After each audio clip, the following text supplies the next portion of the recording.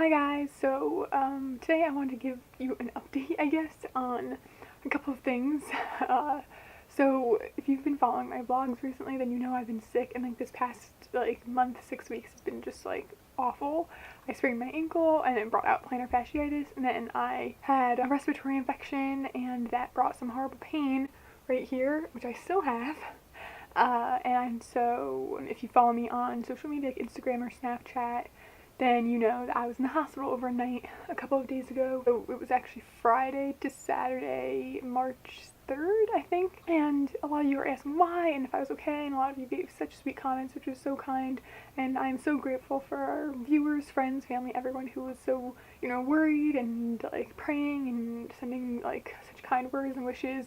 So I really appreciate that. And I just thought I'd let you guys know what's going on. So I didn't want to give a whole backstory since I pretty much talked about it in my last vlog, so I will leave my last couple vlogs below about when I was sick and everything like that, so that you kind of have a reference if I mention anything like that. So you can watch those in chronological order in the description box, so if you want to pause this and watch those or something. So yeah, in my last vlog about health stuff, I had a chest pain and I thought it was pleurisy. Pleurisy is like a liquid buildup in a sac underneath your lungs, something like that. Obviously I'm not a doctor, and I was almost positive. I was like 98% positive that was it. The pain was exactly what it was, exactly what it said online, and it was just really bad. And it said a lot of different things, it could be lung cancer, but then it could also just be, bacteria or an infection or something.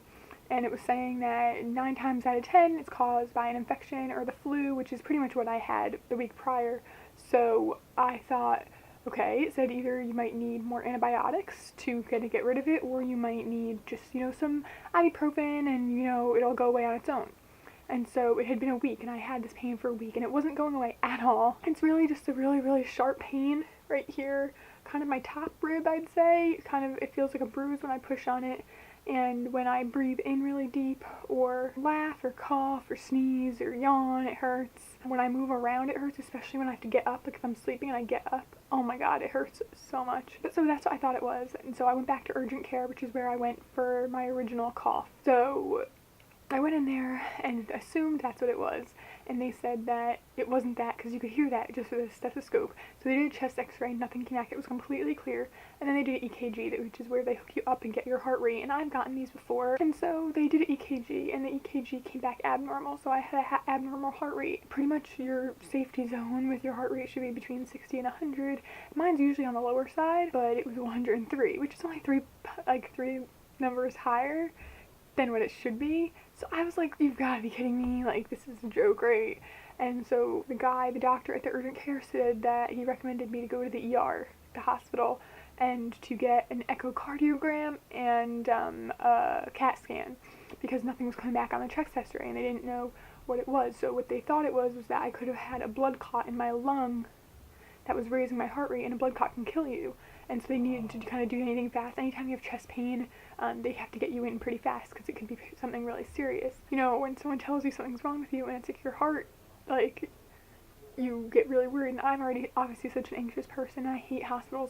I hate doctor's offices. I hate hospitals. My mom works in a hospital, but I just never ever see anything good about hospitals. I know they save lives and stuff, but I just, you never go into a hospital because something good is happening. I've just always had bad experiences in hospitals. It gives me a lot of anxiety, and I'm anxious all the time. I have a steady, level of anxiousness all the time. And so I'd assumed that my heart rate would already just go up from that, When I had gotten to the ER, it was crowded, and there was a lot of different kinds of people, and people were touching me, people who didn't sound like they knew what they were doing. They didn't know how to communicate. They were kind of rude, in the triage area, where they first took my heart rate, my height, my weight, and stuff. And I was having a panic attack, pretty much. My parents were there with me, but they had to kind of stand off to the side while this was happening, and I thought I was dying. It was the kind of panic attack I don't have all the time, but I have pretty regularly. Not regularly, but, maybe once, twice a month. The kind where you feel like your heart's pounding out of your chest, and you're sweating, but you're also cold, and you feel like you're gonna pass out, and just every horrible feeling if you have anxiety. So I was having that while they took my, heart rate, and it was up to 160. And that's not normal. Apparently that's really dangerously high, and you shouldn't get that high when you're running a mile. You shouldn't get that high when you're doing anything. It's dangerously heart attack high. And I assumed it was like that because I was having a panic attack, and it was not going away, and then I got another EKG, which was maybe 45 minutes after the one at urgent care, and again, I was not comfortable. I was so uncomfortable. I hate being in hospitals, and people touching me and then wires and needles. I hate needles, and I just don't like any of that entire experience. So, other than just the fear of maybe something's really badly wrong with me and my heart, heart conditions obviously aren't like a laughing matter. It's not like a simple fix. It was really annoying, and I was having a lot of pain, and when they say chest pain, you think it's your heart. Chest pain, my chest pain's down here, and, spoiler alert, it turns out this chest pain down here has literally nothing to do with why my heart rate was so high. It's like literally this chest pain is just like I must have pulled a muscle or something from coughing so much, and I had my respiratory infection, which honestly I feel like they were all wrong. I just don't trust doctors. I don't trust cops. Like, I'm one of those people who's just, I don't trust these people. I don't really trust anyone.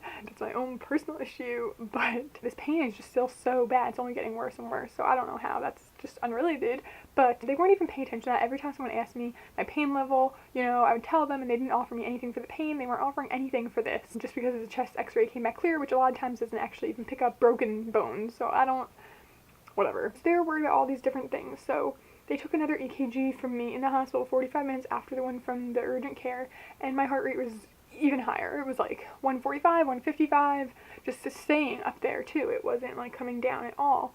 And so they were obviously really concerned and stuff, so they put me in the emergency room. I had my own private room with my own bathroom, which was great, because if I had to share a room with someone or was out in like, the kind of public area, I would have just been even more of a mess than I was, and I just felt like no one was doing anything. I had a nurse in the beginning. She was wonderful. I mean, she was so talkative and like really communicated everything that they were doing and was trying to make things as easy for me as possible, because clearly I was uncomfortable and very panicky and anxious, and you could tell, like, it was obviously clear I wasn't holding it back, and she was just very considerate and sympathetic to my situation, and I really, really appreciated that.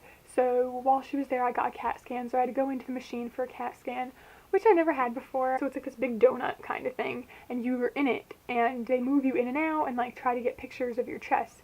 And the guy, first of all, who was like the tech who does the test, he smelled so bad. I mean, he must have poured an entire bottle of cologne on himself, and I don't want to, hate on him for that, but it just, it was hard for me to even breathe from that point. My heart rate was still super high. They had me on all the monitors for most of the part, not during the CAT scan. I don't know if you've ever had a CAT scan before, but it sucks. So what happened first was they put an IV in my left arm, and thankfully they put a small baby needle, because I have such small veins, because I'm so thin and stuff. They used a baby needle, so it wasn't as uncomfortable for me. But it turns out they couldn't use that same kind of thing, whatever IV's area, for the thing they had to use for the CAT scan. So for the CAT scan, in order to see what was going on, they needed to put like a dye inside of me, but they needed a bigger needle in order to do that. So that sucked. So they had to put that in my right arm, which is obviously the arm I use to do things, and it really was painful. I hate needles in the first place. I actually have had panic attacks just from getting my blood drawn. I hate anything that has to do with that. Also, they took about 100 quarts of blood from me, which I just could not stand. All those tests came back normal, all my blood tests. So they put this other needle in to put the dye in for my test, and they said that once they inject the dye, your whole body is going to feel warm. A warm sensation, and honestly, that was the worst. I mean, first of all, during the CAT scan, I had to have my arms over my head, and I can't even lift this arm higher than this without this pain being excruciating, so that was terrible. And then, so that was really bad, but also when they injected the dye, that heat feeling was terrible, because along with my heart problem, or whatever, my anxiety, I get hot flashes, I'm going through menopause, I get hot flashes at least 4 times a day, I feel like I'm sweating to death, it's 100 degrees, and everyone else isn't feeling like that. So that's not normal, and I always just, I don't know, I thought I'd kind of push it off to hormones. During this test, when they put the dye in, my whole body felt like it was on fire. I felt like someone injected fire or red hot sauce into my blood. It was terrible. My entire body felt like someone had just lit me on fire. I was freaking out. I'm in this little tiny machine. I'm already claustrophobic. And it was so awful. It went by, it was really only 5 minutes. My mom apparently timed it, but it felt like a year. I just hated it so much. But thank God my mom was there the entire time. I don't know what I would have done without her. I would have just left, to be honest. I would have pulled everything out of my body and just left if my mom wasn't there with me. And so after the CAT scan, everything came back clear. Everything on the CAT scan was clear. There was nothing wrong. So they wanted to move forward and do an echocardiogram. I think that's what it's called. I really hope I'm not botching that. But an echocardiogram is kind of like a ultrasound of your heart. That's what they wanted to do for me. And they couldn't take the large IV out of my arm, even though there's nothing in it. It was literally just the needle shoved in my arm. They couldn't take it out because someone kept telling me that they're going to need it for the next test. I'd gotten to the hospital at 1:30 in the first place to go through the triage. And it was already getting close to 9 o'clock. I did not want to stay the night. I made such a fuss. I did not, I can't sleep at a friend's house. I can barely sleep in my own house. I can't sleep in public.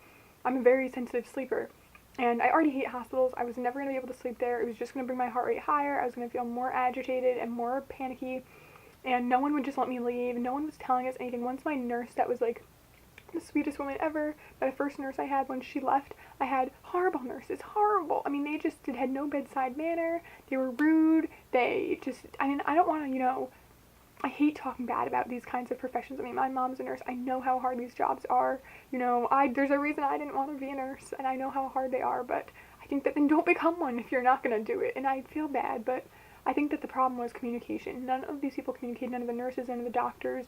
No one could communicate with each other, and no one told me the same story. No one was telling me anything. I couldn't get any information. I was just sitting there waiting and waiting and waiting for hours, and I just hated it. I was hooked up to all these wires. I was hooked up to this IV. I could barely get up to pee unless taking all this stuff out, and I felt so claustrophobic, like I was stuck, like I was trapped, and it was just so uncomfortable. I was just so uncomfortable, and when you have anxiety, I know a lot of people still to this day believe that it's just all in your head, but this was excruciating anxiety. I mean, I felt like I was living a nightmare. A doctor had come in and said that, we can wait and get the echocardiogram, and we can get a cardiologist to come and read it, because you have to have a cardiologist read that.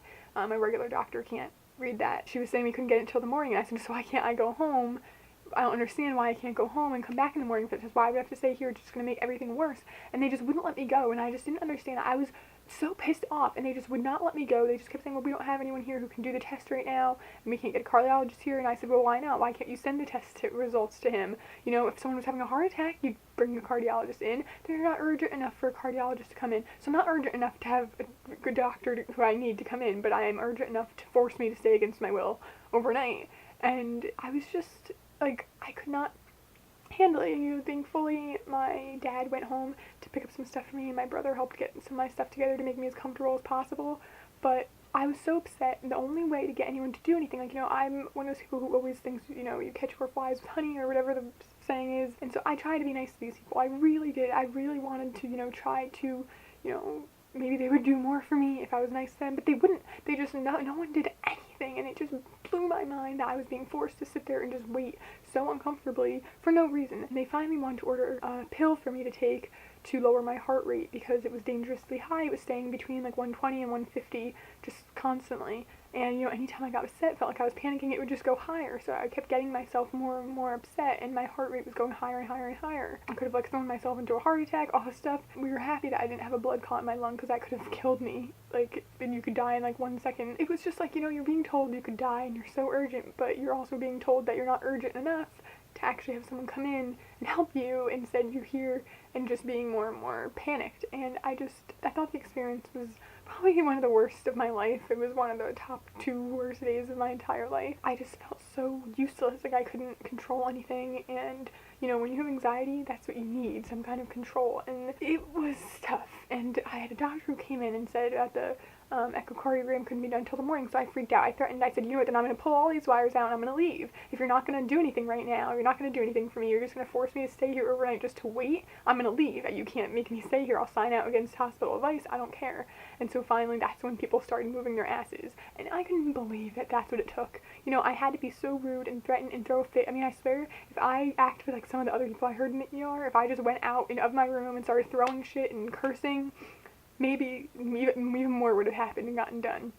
If I threatened to go on the news and tell them how bad their ER was, maybe then more would have gotten done and faster. So a doctor came in my room and said, okay, obviously I was very agitated and they wanted to move things along because I was, pretty persistent. And the one doctor said, okay, well, we can get the echocardiogram done tonight, we'll put in the order for it, and, we'll order this drug to make your heart rate go down, and we'll have cardiologist read it, and maybe you can go home tonight. Or even just get the test done and go home tonight, and they can read it tomorrow. So as long as my heart rate went down. So it took 3 hours to get this one pill to get my heart rate down. 3 hours. 3 hours just to get the drug into my room. Also, every time I pushed the little call button to get help, to either my IV was empty or anything like that, it took way too long. And also, since my mom was there and she's a nurse, she could help to, take the monitors off me if I had to go to the bathroom, so I wasn't, hooked up to 8 million wires. And every time that, the alarm sounded, it took so long to get someone into the room.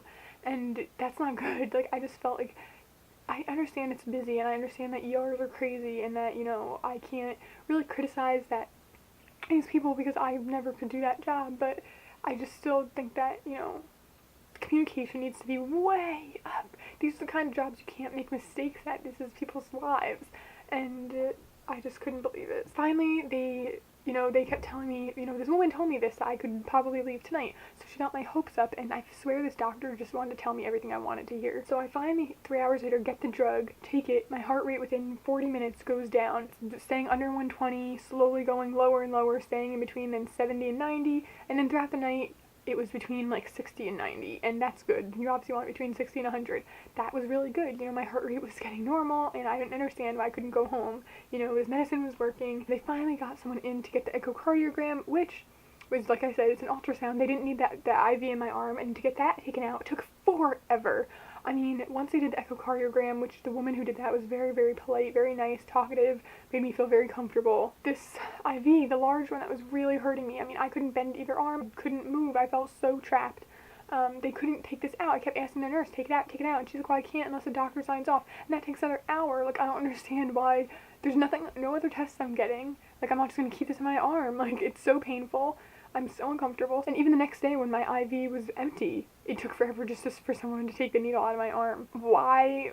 I don't understand. I don't understand if it's a protocol or people are just being completely ridiculous. But once I got the test done, all I needed was for a cardiologist to read the results, They couldn't get anyone in, and that's when I really just, freaked out, and I just, my heart rate still wasn't even going that high because I had taken the medicine to make my heart rate lower, so even when I was freaking out about going home, my heart rate didn't go high, so obviously I could have went home, and they just wouldn't let me, and I was guaranteed, when we went into the hospital originally, when we were driving there from urgent care, I said to my parents, watch this, it's going to be such a waste of time, we're going through all of this, and it's going to be such a waste of time. Just every time I've ever gotten an extra test done like this or went through something like this, there's never been a problem. And I don't want to be that person who says, I'm not going to go to the doctor because, I don't want, I'm scared something's going to happen or whatever.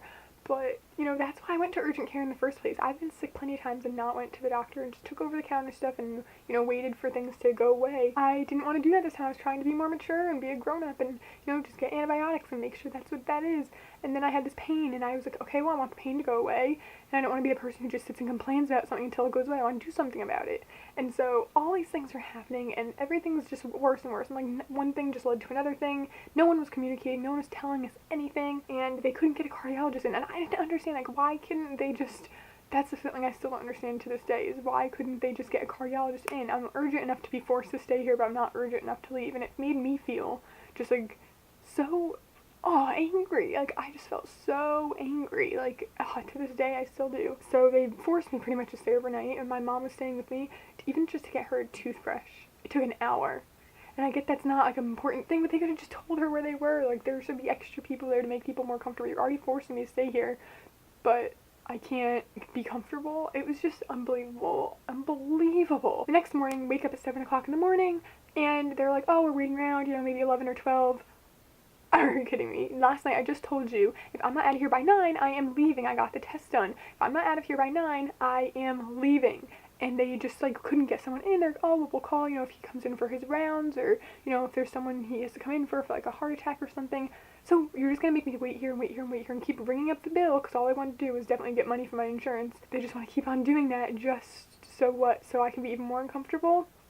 And I was going crazy. This whole month had just sucked. And, to top it off, I was supposed to get my period that exact day, so what I did was skipped it. I had already planned on it before any of this happened to skip my period this month, because I had had such a crappy month of so many other problems. I didn't want to deal with having cramps and pain and everything, so I already planned to skip it. As if I had been in the hospital with all these other problems and had gotten my period with all the cramp pain I have, my heart rate probably would have blown right through the machine.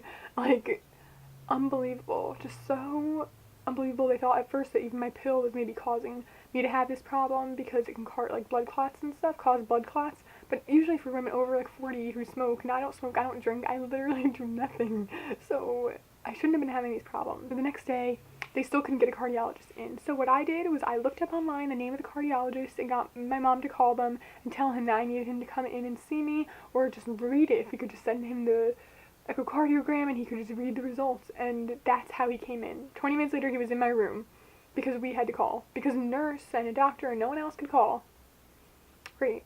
So he comes in and he asks me all these questions, and my heart rate had been stable all night long, and I didn't even drink coffee in the morning, and my heart rate didn't go up. It was staying under 100. So he came in and he asked me all these questions, and he didn't even, first of all, he didn't even know I got the echocardiogram. So obviously no one called him. No one actually tried to get me out of the hospital. All this time I was having probably 5 or 6 panic attacks through this less than 24-hour period.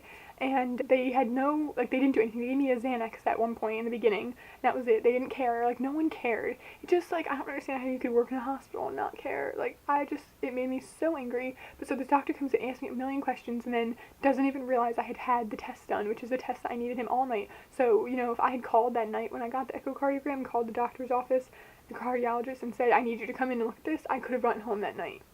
But I assumed that there was, you know, a nurse who had done that, and said, oh, he won't come in or something, but he didn't. So no one even tried the entire night. No one even tried to do any of this. No one tried to get anything done. No one tried to make this process easier.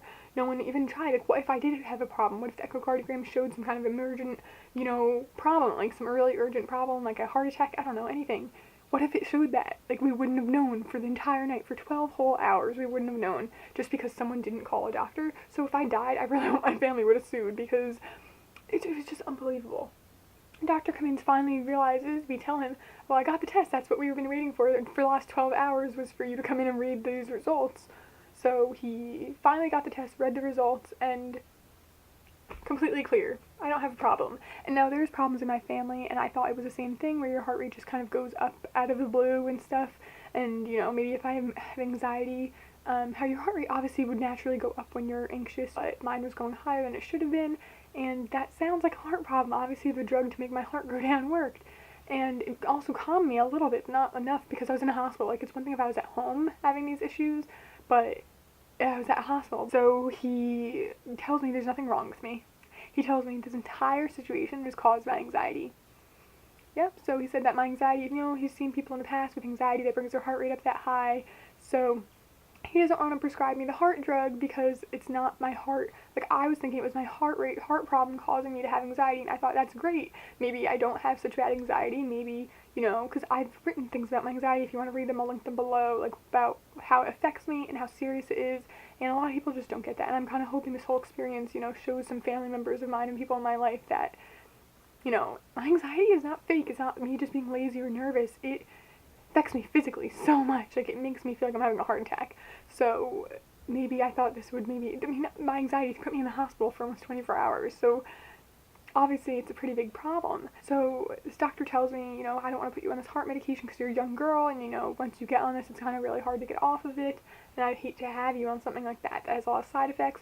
So what he wanted to do was give me a prescription for Xanax to just help with the anxiety. But he didn't want me to take it every day. He doesn't want me to be on, like, a daily regime. He just wants me to take it as needed. But I don't think he understood how many panic attacks I had that night, how much anxiety I have every day of my life.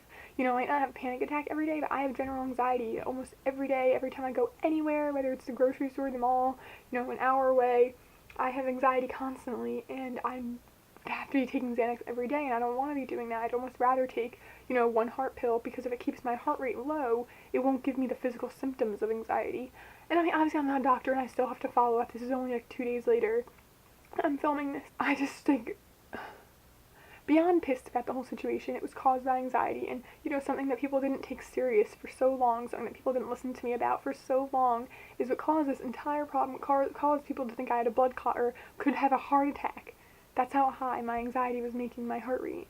And it just pisses me off, so I did want to let you guys know, obviously, that I'm fine. I feel fine. I literally felt fine the entire night. I didn't feel sick. I didn't feel dizzy. I had this pain still, which apparently is unrelated, which even drives me more crazy if I just ignored it. Nothing would have ever happened, you know. I wouldn't have a heart attack. I wouldn't have had a blood clot. If I just ignored this pain and just, like, let it go away on its own, I would have been completely fine. And I wouldn't have had to be in the hospital, and it would have just been a nice, easy Friday night. It was just, like, such a traumatic experience for me, and I'm still unbelievably pissed off, and even...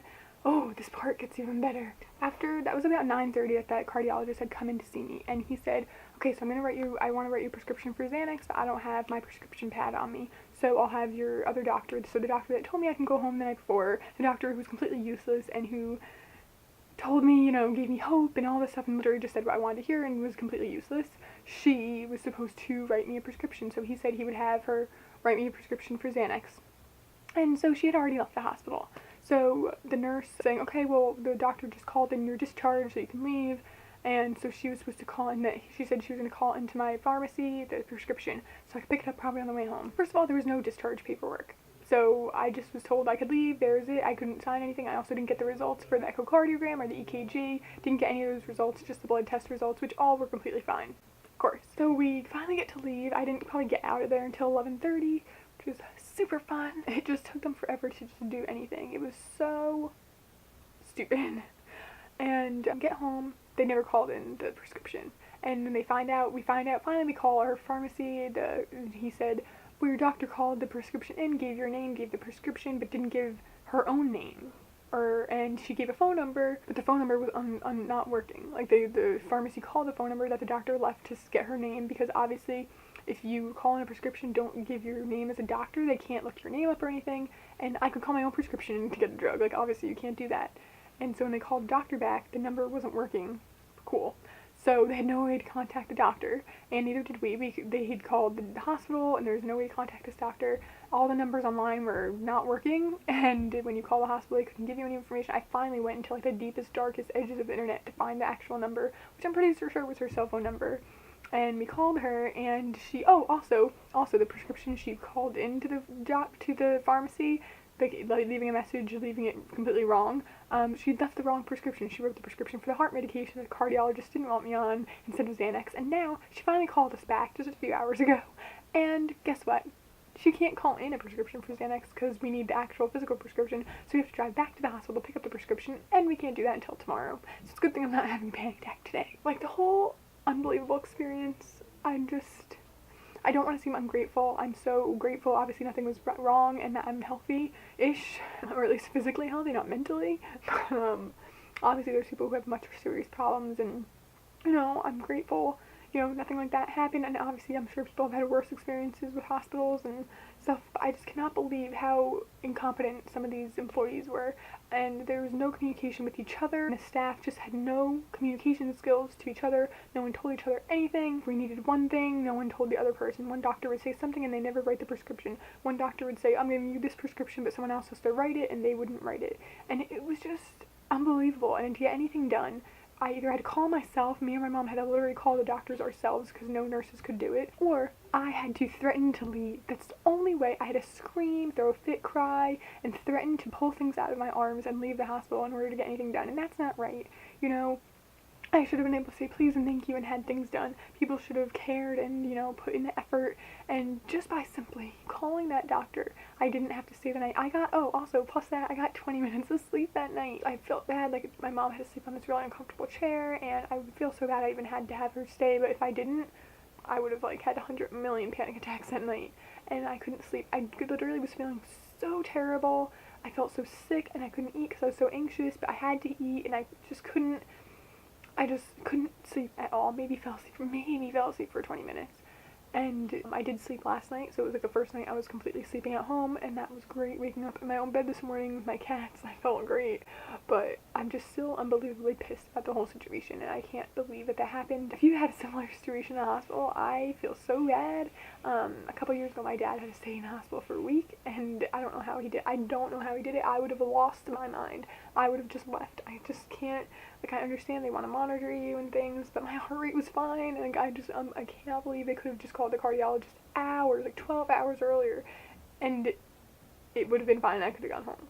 I could have found out that everything was fine 12 hours earlier. I could have just called them. I'm not someone who likes to live in the past and like all that stuff, but it just for such a miserable, in the early 24 hours of my life, I could have just called him. And, patients shouldn't have to do that when you're in the hospital. You should be able to trust that these employees know what they're doing and that they're doing everything they can to get you to go home and get you to feel comfortable and safe and like you're healthy as soon as possible. They weren't trying to do that. If one of them had just called the doctor 12 hours prior, could have went through so much less bullshit. I just can't believe it. And to top it all off is wonderful stuff. I mean, if there's not enough bad stuff that happened and like nonsense after nonsense that happened already, I'm sure there's gonna be some kind of problem with the insurance. Oh, I guarantee it. Guarantee it. To top it all off, the one reason I went to urgent care in the first place, this pain I have right here is still there and getting worse every single second. So awesome, super. You can just top this whole story with a nice bright red cherry. Super. So I just thought I would give you guys a story. I know a lot of you were wondering why I was in the hospital, wasn't pregnant, nothing fun like that, nothing happy, nothing, nothing glamorous. It was just such a severe anxiety attack just from finding out that my heart rate was 3 points high that I ended up in the hospital and people thought I was having a heart attack. So super duper great. Wonderful story to tell the grandkids. So safe to say, I don't want to give you advice, obviously, on your health. Go to a doctor. But I will be very, very, very wary before I go to any doctor, and I guarantee you I'm not stepping foot in that hospital again. So, awesome.